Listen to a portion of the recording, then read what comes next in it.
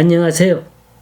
오늘 이 시간은 권세를 받은 두 증인 그 두 번째 시간입니다. 본 말씀은 계시록 11장 1절에서 6절의 말씀입니다. 어느 교회라 말하진 않겠습니다. 아무나 장로 직분을 줬어요. 교회가 부흥되기 위해서 사회적 명망이 있는 사람, 비즈니스를 크게 해서 돈이 좀 있는 사람, 공부를 좀 해서 뭘 좀 안다고 떠드는 사람, 이런 사람을 장로에 임명했습니다. 교회가 순풍에 돛달듯이 잘 나갈 때는 몰랐어요. 허나 교회에 큰 위기가 오니까 이걸 해결할 능력이 없더라는 겁니다. 말씀에 기초가 없으니까 이리 흔들 저리 흔들 하는 거예요. 그래서 교회가 세 갈래 네 갈래로 갈라지는 걸 봤습니다. 자, 교회의 기초가 뭐라고요? 교회의 뿌리가 뭐라고요? 말씀과 기도가 뿌리를 이루어야 성령이 역사하시는 줄 믿습니다. 교회는 그렇게 부흥돼야 건강한 교회가 되는 거예요. 말씀 훈련 받아야 돼요. 제자 훈련해야 합니다. 근데 2절에 보면 이상한 말씀이 나옵니다. 성전 방마당은 청량하지 말고 그냥 둬라. 이것을 이방인에게 주었은즉 저희가 거룩한 성을 42달 동안 짓밟으리라. 성전 방마당이 누구의 몫입니까? 이방인 몫이었어요. 옛날 성전 마당까지는 이방인도 들어올 수 있었습니다. 그것은 누구에게나 개방했어요. 자, 이런 거예요. 성전 문지방은 누구나 다 들락거릴 수 있습니다. 성경책 옆에 끼고 누구나 와서 습관적으로 예배드릴 수 있어요. 회개가 뭔지 성령이 뭔지 아무것도 모른 채, 아니 알고자 노력도 하지 않은 채 그저 왔다 갔다 하는 사람이 있습니다. 이런 사람이 어떻게 된다고요? 이방인에게 빼앗겨서 짓밟힘을 당한다는 거예요. 교회 안에 다 착한 사람만 있는 게 아닙니다. 악한 사람도 있어요. 교회는 의인들이 모인 곳이 아니라 죄인을 찾아 구원하는 곳입니다. 또 착한 사람, 믿음 좋은 사람도 사탄의 지배를 받게 되면 자신도 모르게 악역을 담당하게 될 수 있습니다. 이들이 바로 이방인이에요. 내가 언제 이방인이 될지 몰라요. 내가 언제 나도 모르게 교회를 파괴하는 사람이 될지 모릅니다. 말씀이 내 속에서 떠나면, 성령이 그 교회에서 떠나면 나는, 그 교회는 그만 이방인이 되고 마는 거예요. 그러면 하나님은 그 성전의 촛대를 옮겨 놓으신다 그랬습니다. 과거 LA에 그런 교회가 있었어요. 한때 수천 명이 모여서 한인교회에 장작 노릇을 했습니다. 그런데 안타깝게도 파산 신청을 했어요. 쓸쓸해요. 폐허가 됐습니다. 교회 그 아까운 헌금을 재판하느라고 다 날려보냈어요. 누가 옳으니 그러니 서로 물고 뜯고 하다가 상처만 남고 뿔뿔이 흩어졌습니다. 이게 다 누구의 장난이에요? 이방인의 장난인 거예요.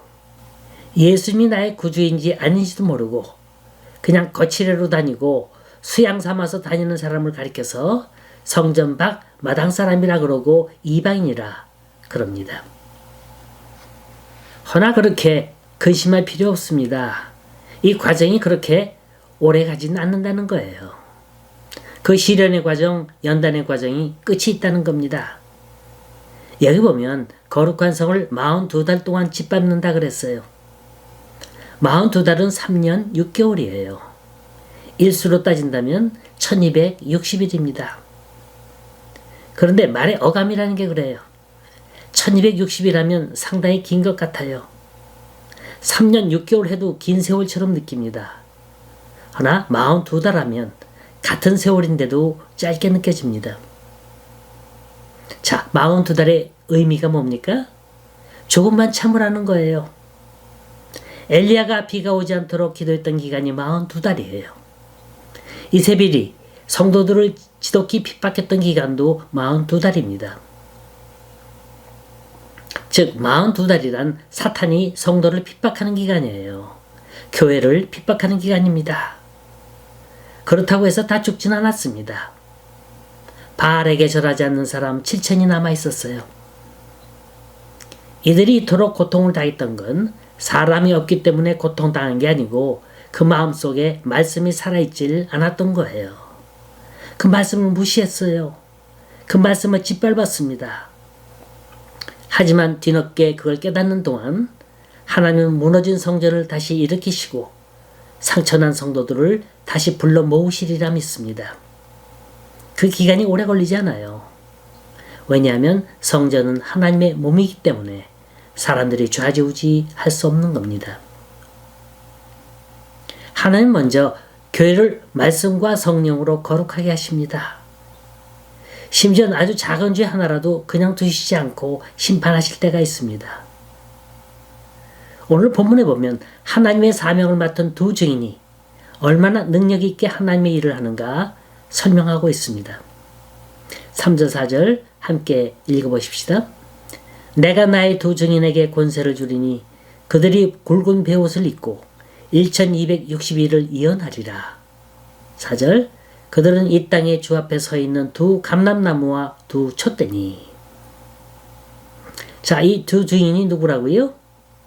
어떤 사람은 이를 에녹과 엘리야라 그러고, 또 어떤 사람은 모세나 엘리야라 그러고, 또 어떤 사람은 교회 안에 있는 유대인 대표자와 이방인 대표자라 그러는 사람이 있습니다만, 이 계시록은 특별히 이 11장은 앞날에 있을 일에 대해서 예언하는 장입니다.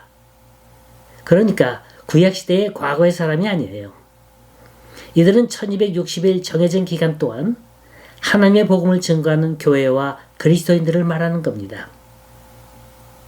그런데 왜 둘이란 숫자를 말했는가 하면 신명기 19장 15절에 보면 사람의 모든 악에 관하여 또한 모든 죄에 관하여는 한 증인으로만 정할 것이 아니요 두 증인의 입으로나 또는 세 증인의 입으로 그 사건을 확정할 것이며 그랬고요.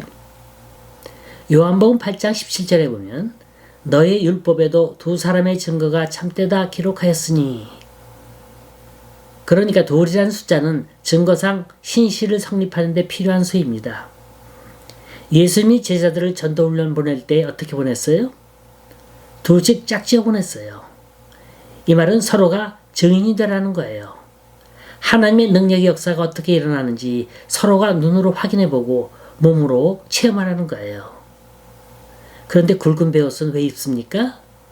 여기 보니까 굵은 베옷을 입고 1260일을 예언한다고 했는데 그 의미가 뭡니까? 굵은 베옷은 구약시대 때 예언자들이 입던 옷이랍니다. 이 옷을 입었다는 말은 회개나 애곡을 뜻하는 거예요. 그러니까 이 두 주인의 사역이 사람들로 하여금 회개하게 하고 믿도록 하는 겁니다.